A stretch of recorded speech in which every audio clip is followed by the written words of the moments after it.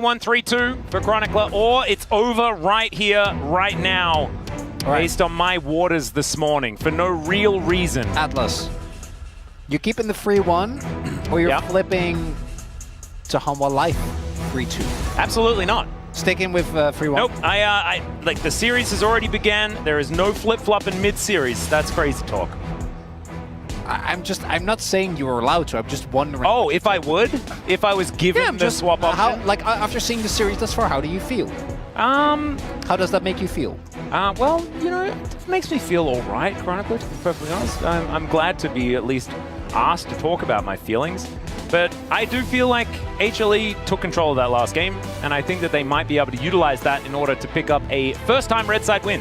Haven't seen this any series. Yeah, I personally think that Keria will not play LeBlanc support because it's banned. Yes. And thus the chances of T1 winning skyrocket. And hopefully we'll also see Doran go for a bit of a correction there. The Aurelia did not end up working out whatsoever. Lee is open this time around. We are again getting deeper and deeper into the pool as there is the Caitlyn to come out. Caitlyn first pick. Yeah, both AD carries and junglers are really going to start kind of becoming harder and harder to find. Lee is still open. Might be like Corki Lee here. Corki Lilia feels good to me. Corki Lilia I like a lot. Could also go Brand. I know we haven't seen him recently, but he is still, I think, one of the stronger AP junglers. Lilia definitely, I think, is a much more well-rounded pick, but I feel like with how messy these games have been, how much team fighting there's been, could see you get a lot of value out of that. We also don't know yet where this Corki's going to go. Ooh, I like the Elise. Yeah. I think this almost has to be picked up because the Caitlyn Elise has been so strong. Wow, that actually kind of wasn't on my radar for this draft, which is a huge oversight by me because it's something that Keria has utilized excessively for great results. Is it Lux? Is it how would Morgana be? I think Morgana isn't a very good champion, but if your reflexes are good, I could see it be solid into the Elise. The amount of Zed hovers this series has been ridiculous. Oh, it's so rude. I think it's obviously Talon, though. That's the likely pickup, is instead Jack's going to be locked in for Doran. Classic. One of our, like, actually probably our best team-fighting Jacks that we have in the LCK. Plays this one exceptionally well. And then Zeus is going to pick Gragas, the pick that Doran used to dunk on him in 2023. Oh, the narrative layers are absurd. And it's a do-or-die game. It's Karma to come through here for Keria instead. So leaning into still the ranged bot lane and notoriously an incredibly annoying lane to play into. This has got to be Graggy Ice, right? It has to be. I think you have to pick. Oh, what? Well, that would be Aatrox. That is also a throwback. That is for Zeus. That's another one. As we're just going through the Zeus picks. Oh, it's locked in. Okay, never mind. Okay, so that's the first one we've seen, right? Yeah, I don't even know at what state Aatrox is in right now. It's fine. It's just Aatrox. All right, it's not just Aatrox. I don't think he is particularly anything. With Aatrox, one of the good things is that you get to harass Jax. You get to not be as hamstrung. Again, I think you do have a lot of buttons that work through Counter-Strike. Yeah, exactly, right? You can still, if you hit your sweet spots, do a good amount of damage. And importantly, I think that the issue with the Gragas and Cannon both was that you are going to be very heavy on AP. And they don't want to run the risk. I think this also allows you to still be flexible with what your jungler is going to be, whereas if you pick an AP top laner, you're kind of tied. And like we might just see full-on jungle bans here. There is also still the chance that this is not a top lane Jax, but a jungle Jax, which I'm pretty sure Canyon pulled out. Yep. I don't think that's likely, but it is a possibility as the Ziggs is taken away. Yeah, it makes sense, right? Because you're playing into a lead. Yeah, dodge the lane. Dodge the lane completely, just go for something with wave clear. The other option that like would do something similar is what, like Seraphine? Just try and AFK wave clear, but Seraphine at least does sound like a pretty horrible laning experience. I mean, Viper is the kind of player that's very happy to play a whole bunch of things. There's a Lilia I was talking about before, but actually it's HLE that banned that one away. Might even still be Corki, right? Like we don't, it could just be Corki bot and you lane swap. Corki Elise doesn't fill me with a whole lot of joy into a Caitlyn combo. No, but again, we're in Game 4 outrageous, right? So yeah, true. We're gonna be somewhat hamstrung. Does certainly call for a lane swap. That's absolutely true. Yeah. Otherwise, please, goodness gracious. Yeah. That's Final ban for T1. It is going to be Rakan. I can't believe Rakan is still... Which also signals that they don't know for sure that this is going to be elite support. It could also theoretically go towards Peanut, particularly with the fact that he's flanked by most likely 2 AD laners. And even though she is like out of the meta almost completely these days for quite some time, that's Diana. Ooh, I actually think Diana is in a great spot right now. Wait, does that mean that they just last pick Yasuo and T1 has to pick it away if they want to avoid the Diana Yasuo? Oh boy.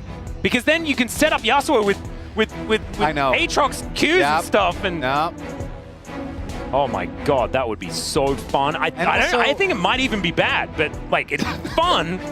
My goodness. Okay, Faker is going to go back to one of his most iconic picks. Every pick is one of Faker's most iconic picks, but this one's the Ahri. He's got that really cool skin on this champion. What is the jungler going to be? Well, I mean, Lee Sin is banned. Talon is a champion, but Nocturne is too. See what Oner does want to pick up. Also got to look for your matchup into Diana, right? I think Diana is actually, as mentioned, in a pretty solid spot right now. Can kind of go the Bruisery build that we've seen a lot, where you go Leandris, Riftmaker, and you can even go Unending Despair. As Viego, this feels like a risk. Viego also got nerfed on this patch. His AD actually took a big hit. I want to highlight though, if there is a Viego, this is a Viego draft, right? Like I mean, it was always Yasuo. It was always Yasuo. We knew that. Yeah. The funniest part is that if the Aatrox wasn't there, I'm like, they can even have Zeus play Yasuo, but it's gonna be sick. I mean, they could also they could still swap if they felt like it, but I just okay, it's not Showmaker, okay? We're not seeing Aatrox mid. Yeah, but it's not Chovy. I mean, Chovy did like to play a bit of Aatrox. Oh yeah. He also played at top when he was just a top laner for some. The Viego, I do think, is very, very reliant, but I think if you look at the enemy team, you're relying on winning early game anyway. Like, I think fighting late game team fights against this composition seems like a bit of a nightmare. So indexing heavily onto getting early kills, getting the resets, and trying to play for the early skirmishes is a good call. Although T1 tried it in game number 1 and it backfired immensely.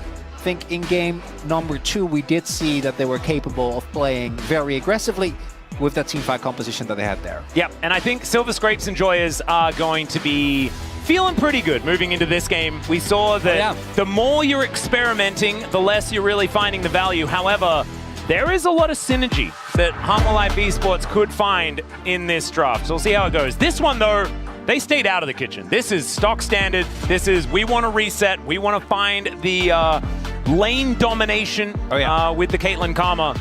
But this Diana Yasuo, we used to see Showmaker and Canyon abuse this pairing so often.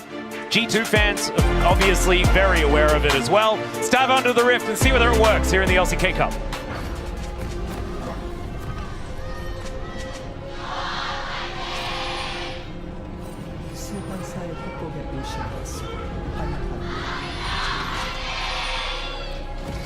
All right, ladies and gentlemen, we are here, ready to witness the Peanut Zeka Diana Yasuo combination for the first time. Bit of fun. It's a nice debut that we get here in game number 4. HLE, if they manage to win here, they will be staying in the LCK Cup, and T1 will be knocked out. And we will see them again in the LCK when it starts up. We have the wards being put down here, and yeah, I mean, Humble Life won the lane swap, right? Like, that's kind of the takeaway here. Interestingly enough, they might end up just not having Zeus in the lane at all, and instead just have him do the same thing where he lanes mid with Zeka for a little bit, and then once the threat of a certain dive, it's funnily enough, like with Karma Kate, it's not even going to be the elite situation where you're like, oh, I'm level 1 and full health, and no, you'll get poked down, and you won't get able to ever even dream about seeing a wave. As Doran should also know that this is happening and is respecting as such, so good for him. Yep. Viper going to be moving in, has that fleet footwork, just in case the Caitlyn lane was a thing that he had to deal with. Going to sacrifice the first wave of minions there as well, as the Cocoon is pretty good there. Delight getting his eye in effectively. Yeah, I think he would try to get some experience, but didn't. As Zeus is Whoa, what is he doing? There is a lot of vision here, so T1 is aware of this. Yep. I think Zeus maybe trying to like harass Oner. Doesn't know he's toward the top side, or he's trying to, yeah, he's trying to get around him to get towards this minion wave and possibly soak some XP, but looks like Smash and Keria want to just be spending they time know. behind it. Yeah, they know he's towards the top side of the map, right? Yep. Zeka is also here, but like Oner is just going to hit level 3, and unless? Yeah, there you go. Well, that was a bit sneaky. Oner moves into the mist and is going to be able to walk away with his prize. Peanut is also, he's very low. Quite low, so I'm not sure about the dive here. Counter-Strike's available. Oh! That's a really nice Cocoon. A late Counter-Strike, and they're just able to wait it out. The last tick of Ignite, not quite enough there, but Viper just going to get delivered a kill. Fleet footwork makes him real speedy as the turret gets real mad. Man, they are so dangerous, but he's able to take a couple at full health, and he'll be backing away. So that is first blood going over to HLE, a decent start. Yeah, the fact that Doran doesn't even get to really utilize his Counter-Strike there, really nicely done by Delight. No fear, just ends up finding himself his Cocoon. As you can see, Doran just gets clipped. All the damage already comes down by the time he Counter-Strikes. Ignite comes through, Peanut finds a Q as well. And then Viper, very leisurely, just walks up. Takes 2 turret shots, as we see, is a little scary, but nothing too crazy there. Didn't even have to use the power of Elise, right? Didn't even have to use the E and use that dive potential, as now we do have them matched towards the top side of the map, as thank you, Spider, says Delight, as that tanks the And also W thank from you, Oner. Scryer's Bloom, as that allows him to repel out of there. Nicely done. Keria not quite finding the damage there with the Mantrid Q. Faker now, trying to stand his ground against Zeka, who is... Oh, Delight's here, he has Flash. Yeah. Peanut's turning up as well. It's a little bit early for the Yasuo-Diana combo. Still, they are going to be trying to push Faker out of this lane, and so far Zeka has actually done a great job as far as farming things out. Oh, this might be an opportunity here for T1. That's Viper just alone underneath the turret. And Delight is on his way, but... He's going to be on full vision as well as he does move up here. He's waiting for someone to turn up. Yeah, he has Flash. Oh, let's go for it. Cocoon's going to land, and it does! That is 3 in a row for Delight, and another kill for HLE. And Viper has been able to deal with these minion waves up until now. Let's see whether T1 can actually answer back, as now Viper, let's see what you can get done here. He's got Exhaust, as they're trying to tank this up. The force bomb value is gigantic. So far, he's not. There flashes out of the Peacemaker. But they're now trying to wait for this to reset. Oner's underneath the turret. And will he go down? The answer's no. Enough movement speed to get himself out of there. And I believe a teleport was interrupted, as Zeka didn't actually... No, he did. He made it up there. Yeah, I just didn't see the Yasuo join. It's turtle port. It was a turtle port, so yeah, it took a while. Took a good amount of time there. So what effectively happens there is they sacrifice Viper to get a kill on Zeka. Now, given how this composition plays out, I'm not too mad about it. I think Zeka being ahead means that you both gain an immeasurable threat in the side lane. And their side lanes, like the 1-3-1 for this comp, is pretty silly, with Zeus on his Aatrox as well. Known to be relatively good at this champion, if 2023 said anything about it. Yeah, did do recall him winning an award of such. Yeah. Something of the sorts. I think you were there. Yeah, we both were. As Viper, I think plays this as well as reasonably could be expected. Unfortunately, eventually does get hit by the CC chain. And right, like there's the combination of the Karma's roots, then followed up by the Keria's shield there was absolutely fantastic of making sure that Oner survives. Yeah, and I don't think they go for that if they don't know where Delight is. So Delight showing on mid, I think, is actually what caused that, as... All right, Delight now in trouble here, as there's the last breath. Taking matters into his own hands, just takes down the jungler. No resets now for T1, as HLE is kind of split here as they do focus on the grubs. Viper, yep, don't move up there, and he doesn't. And that is going to be all of the grubs secured here by HLE. They grab themselves the portion of a feat of strength, as Cocoons are connecting all over the shop. Delight, man. This Game 4 performance is absolutely absurd. And it's extra cool because this is a guy that, as good as he is, as well regarded as he is, multi-time LCK champion, is known not for this. It's for his engaged supports. It's for his ability to carry team fights on champions like Rel, Rakan, Alistair. And yet here we are, witnessing him kind of run circles in the early game. 100% kill participation, has been on point with these cocoons. And look at where the kills have gone. Oh, yeah. Like, it's 2 kills for Zeka. It's like he's put money into the pockets of the correct people. Yeah. And as the, you know, a T1 3-2 predictor, and I'm known to take my predictions very seriously. Yes. I do hope that T1 finds some of the skirmishing power, and there is always the threat of Elise falling off. But when also bookended by having a Diana Yasuo on your team, it does complicate things. Good amount. Yeah, so far, the right start for HLE. If they get a double on this bot lane... Yeah, Smash in a lot of trouble. Moonfall up and available here for Peanut, but is going to let them live for now. Zone him off of the full wave, though. Faker can't TP. Oner's on his way, but this is... A lot of plates as well. Zeka. Yeah, Wind Wall going to be blocking a little bit here. Oner trying to move on up, but the 4-man unit of HLE is standing strong.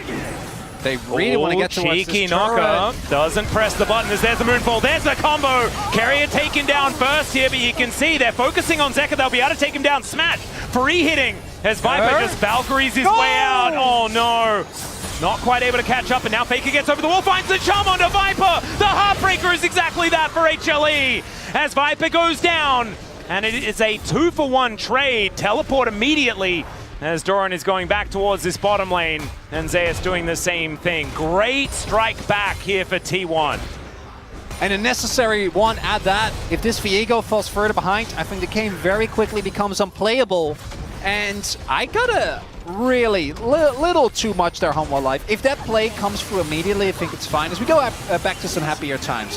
Very nicely done here. The combination of Zeka together with the Elise able to get the kill. That's great. Going in for this ulti on Keria, though, that's just one guy. Like, we can't do that. When we know that with how long we've been sitting here, the response is going to be there, then Faker fails the initial dash, fortunately has 2 extra, still gets on top of Viper, and again, Oner picking up these kills I think is huge. Any Viego comp will stand or fall by how big of a threat he is when he starts resetting, so him getting the kills is big, also means that Smash isn't as deep in the hole as he was before.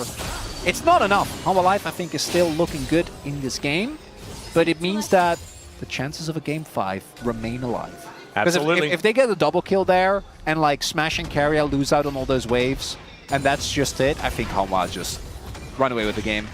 The problem is that if T1 get them like a foothold in this game at all, I'm looking at a late game here that HLE are going to really struggle to do anything in, right? The way that this comp scales, the range advantage that Smash has is going to be hard for HLE to mitigate. Of course, they have a lot of dive potential, but if T1 can ever get any of these Oner Faker resets, it's going to be absolutely crazy. The amount that these champions can do just in general, their value later in the game is exceptionally high. There's also who on these two teams can face check a brush. Yeah, and it's not a lot of people, and I think that is always when you look at comps like that, it's always going to create Viper. Yeah, Viper in a real rough spot here as he's looking to try and get out. Does flash, but Oner is going to follow him immediately. Cocoon going to miss, and that means the Viper is just destroyed. It's going to be grubs taken here by HLE, but Viper unfortunately sort of chain dying in this mid game, and Smash reaping the rewards, taking down these plates on the bottom side. Zeka trying to clear up what he can, and will be able to do so as he is, of course, the Yasuo. Dances around the wave quite nicely. But still a good sign for T1. If they can make Viper as irrelevant as possible, certainly going to help out. As I actually mistook Barrier for Exhaust earlier on, but the icon is just so similar now in my brain. I've struggled to cope. I think it's the color. Yeah. I get it. There's a slight adjustment. Anyway, wasn't able to utilize that effectively in order to keep himself alive. Yeah, I did actually remember, and then it was like, oh, I gotta out, and then I completely forgot. No, that's okay. I apologize to anyone who did pick it up and was frustrated by the fact that I didn't identify correctly. No, all our that it was in fact Barrier. All our viewers are nice. They would forgive you for such a minor transgression. I'm sure. I don't want to assume that, and I think they do deserve an apology. I will. I will assume that. Figure. Oh, well, that's fine. Yeah, I'm full of confidence and trust that people will You are generally that guy. You're a Yeah. man full of confidence and trust. I mean, you're a trusting man. I don't know whether you're a full of confidence man. I'm definitely not. But, Smash going to be trying to siege against Viper once again. Viper having a rougher and rougher time, but is still keeping up in farm quite nicely. Has those 2 kills and is almost towards his Trinity Force. Not the end of the world here for the Corki by any means. oh, and these fights are going to be explosive. On one end, we have Humble Life, who I imagine the main goal is going to be try and get on top of 2 out of what? Smash, Oner, Faker. Keria is an easy target, but realistically isn't really your highest priority with the combo, right? Peanut is going to go in and try to get as many people in the ult as possible. Outside of that, it's probably going to come down to like Zeus getting a couple of resets in fights. I think that the Humble Life comp, as the T1 comp does, basically stands or falls by how is the initial setup. This is actually very reminiscent of how the game felt when it was like peak Viego era in like 2021. Yep. It's like whoever gets the initial stun, the Viego, the charm, It's the first then pick. Yeah. it's the first pick into then snowballing that either into an objective or into an immediate win in the fight. So it's going to be a very twitchy game until one team gets a lead, and then I think the team, whichever doesn't have map control, just kind of struggles to do anything. Zeka just chilling out here towards his bottom side, pinging on that bottom outer turret. See whether that is where they're going to be able to find their next avenue in. The one important thing here is that HLE are a team that does have a pretty nice 1-3-1 composition just as far as the comp is concerned, but they also have 6 grubs. So that is most certainly a win condition, despite the slight nerf to how grubs kind of work. And the Blade of the Ruin King is now done. Of course, not quite as much of a power spike as with his brother, but now Zeka going to be trying to dash around this one, and Peanut comes in. There's the last breath, and Doran getting taken down low. They were trying to kill him under the turret, though, and that was a mistake. Knockup will connect. It's a 1-for-1, but HLE, I don't think they're happy about that one. Hanwha, you should know! Never underestimate Doran! Exactly! He Even built after him! you see that Aurelia game? Do not think that this ban is tilted! That's just Doran! Oh, man. They could have... Delight was on his way. That's actually, that's the thing that kind of got me, is if they wait... Yeah, they just 5 rushed seconds. Delight and Peanut Flash as well. So, you trade Flash for Flash, sure, but a 1-for-1 trade, and then T1 got the topside turret for their troubles. And it's only 500 gold in it. This is absolutely insane. Still, feats of strength do go over to HLE, so I guess that they've got that as far as a slide advantage is concerned. But yeah, we haven't seen feats of strength really make or break. Yeah, I did get a bit hypey there about Doran.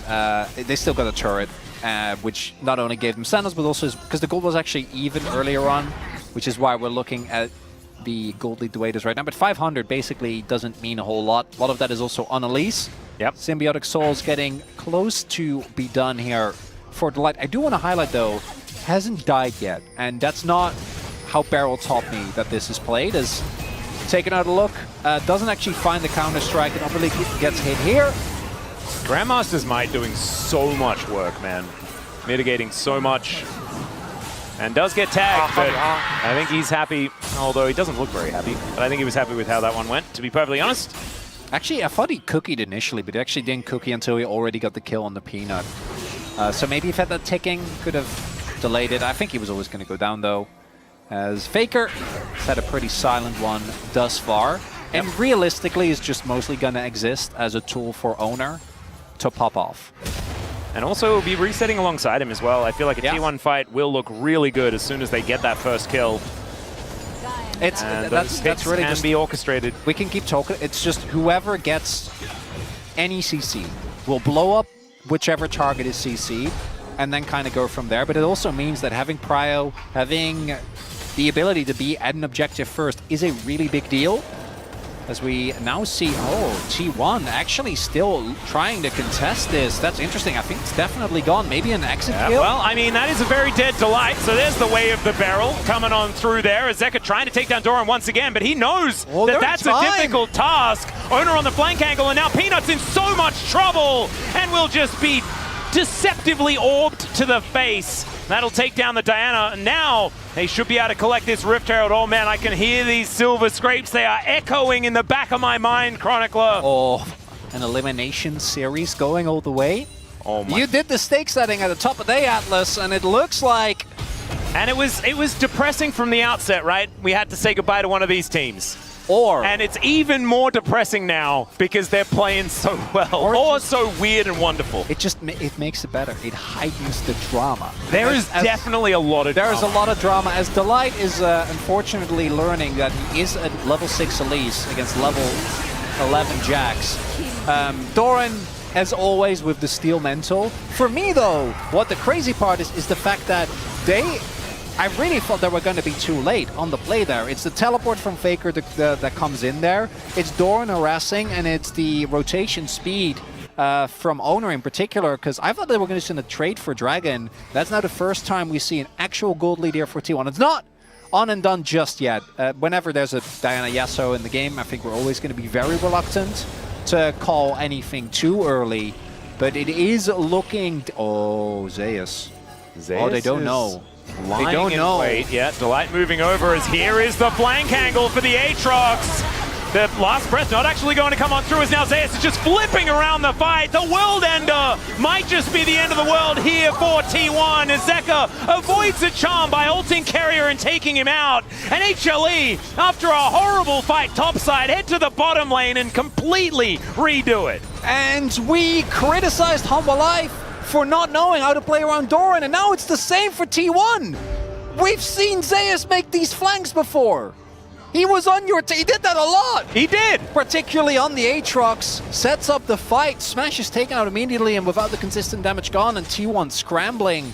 They will end up losing this dragon. Now, this is only the second dragon. It's not the end of the world, but it's Zeus with a wonderful flank here that forces the response. Delight also taking Keria out of the fight, meaning that there's no way for Smash to really stay alive. And you see as well, the side laners not ready. Faker, the charm misses, but also... I mean, that was a reaction from Zeka, I think. It was well placed. But here's Zeus just talking about how good this angle is, and I think we all agree.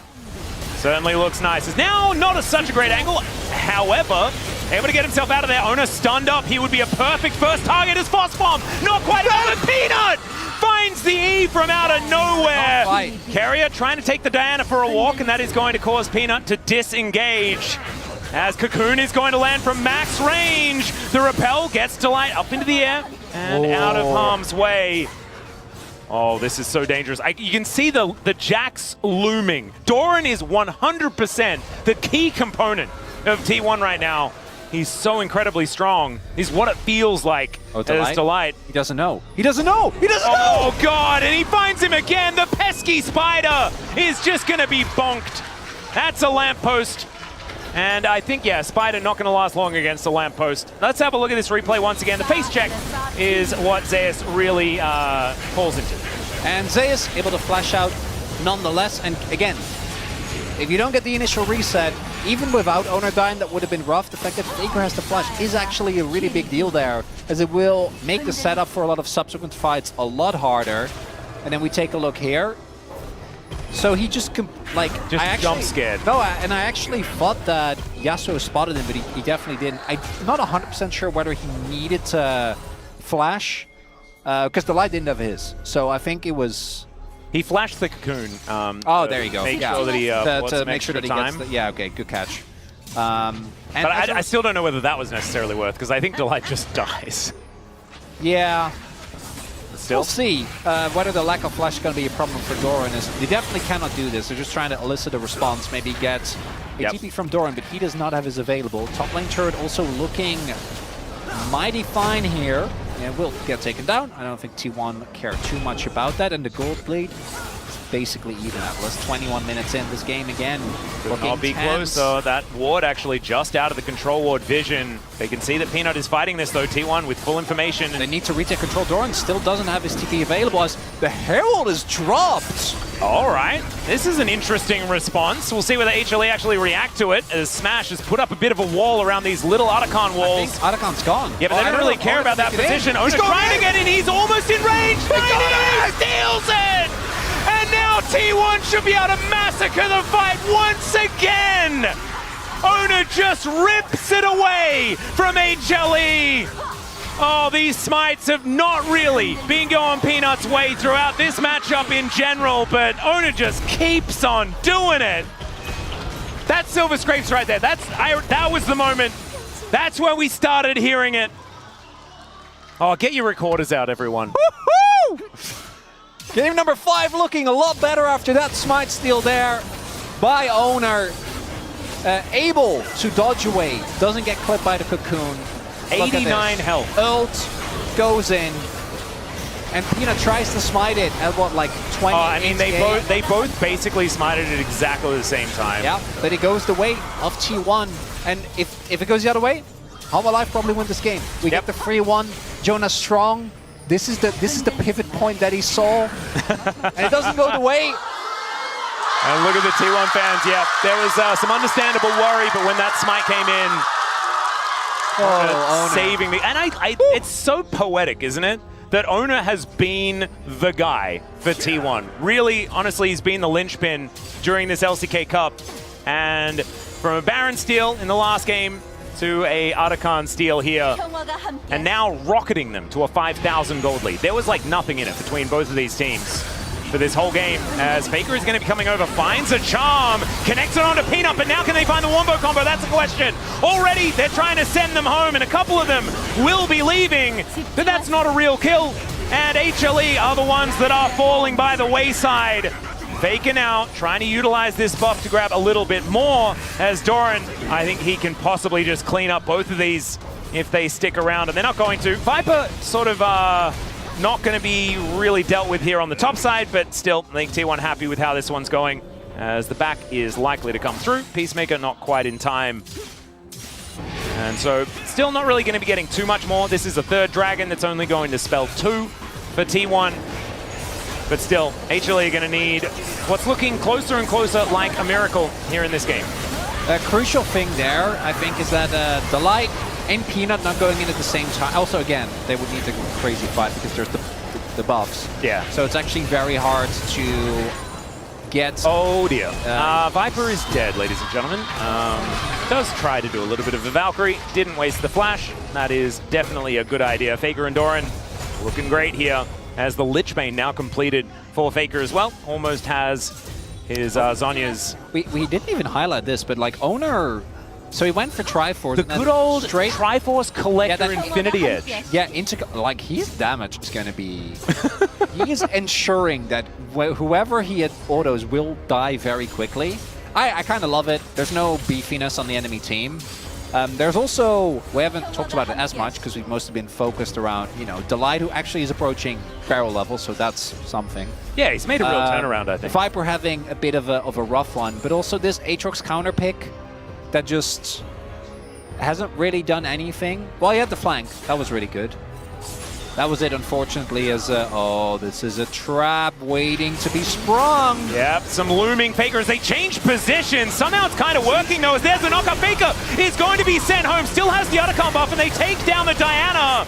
As there goes Zeker as well. Zeus trying to make his way out as Viper, ace in the hole, tries to take the blast cone. The counter-strike not quite in range, as Doran just wants another leap strike, and there it goes, empowers him.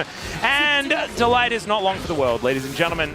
Does use the repel to create a little bit of distance. It's a nice cocoon, but it's only a matter of time. Just while the itsy-bitsy spider falls down the water spout. Yeah, Faker with that stopwatch. Combat? Yeah, it could be. Okay, Keria.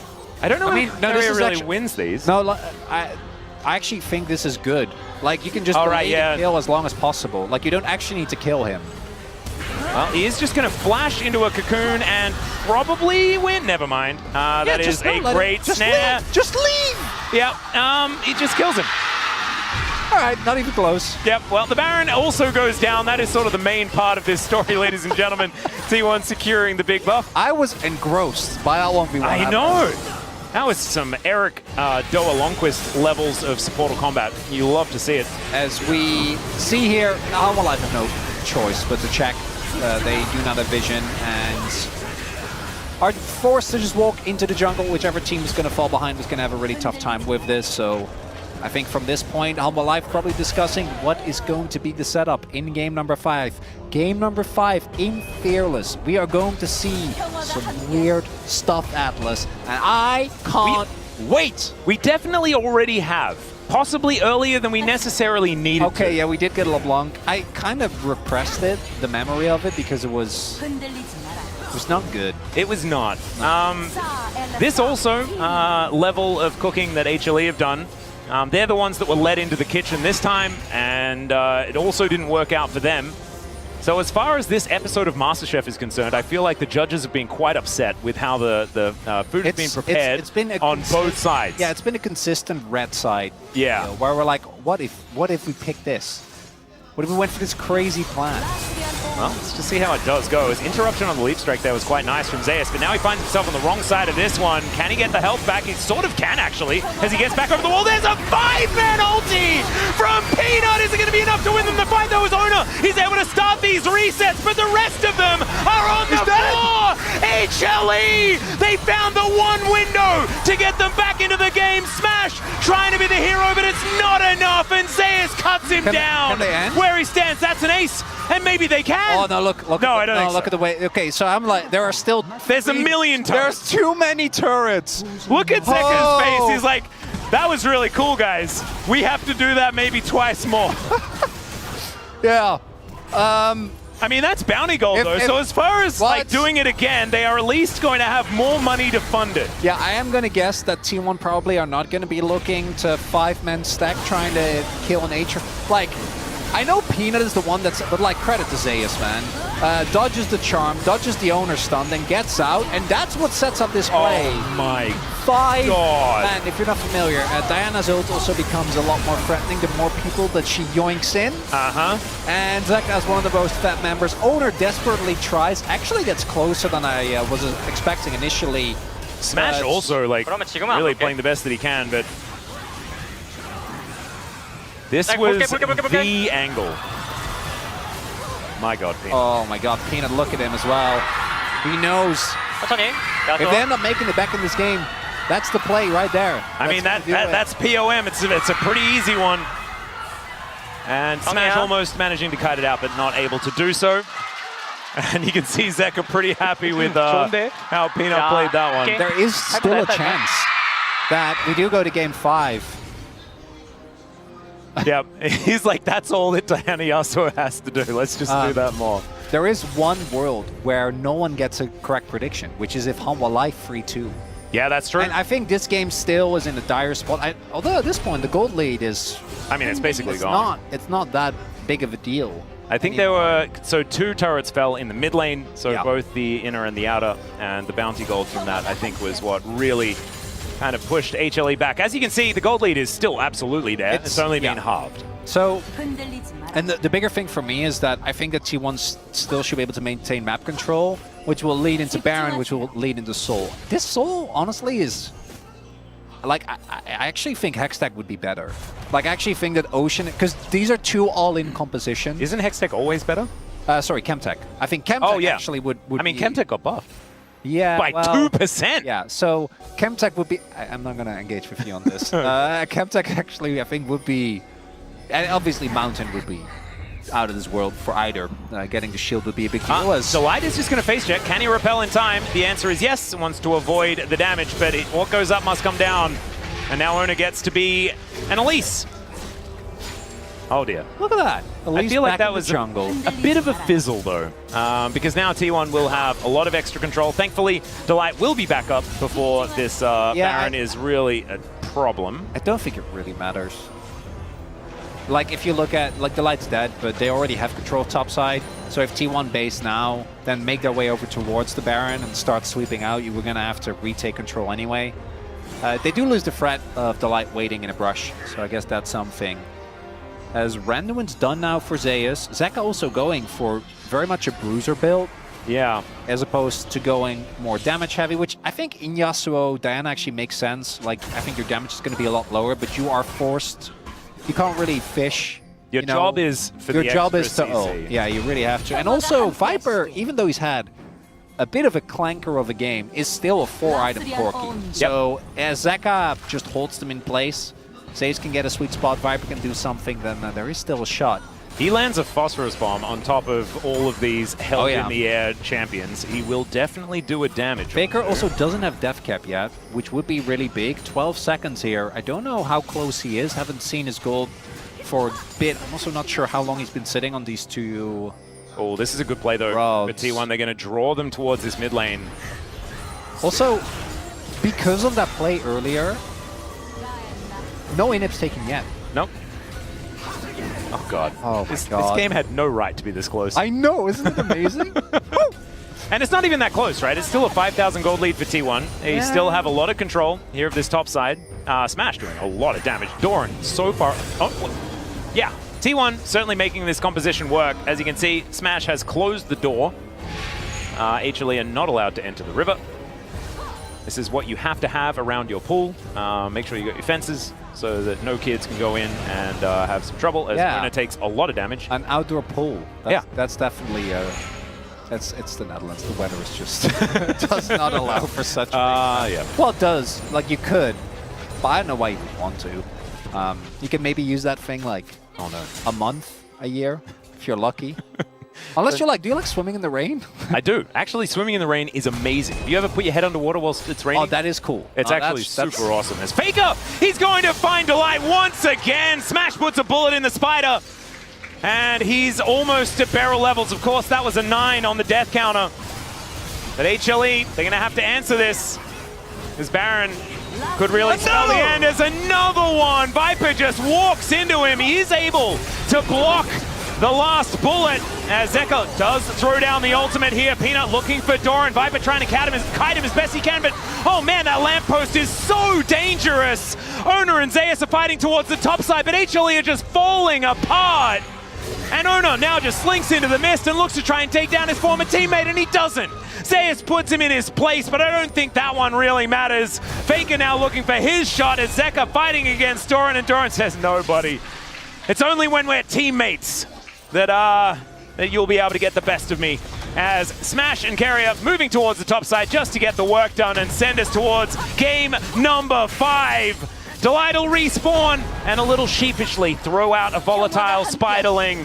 And T1, they're wanting a little bit more as a flash over the charm this time around. A flash for Delight as well, but that doesn't quite work out there as he wants some more supportive combat. Keria says no. He says that he just wants a game 5, and T1 will push us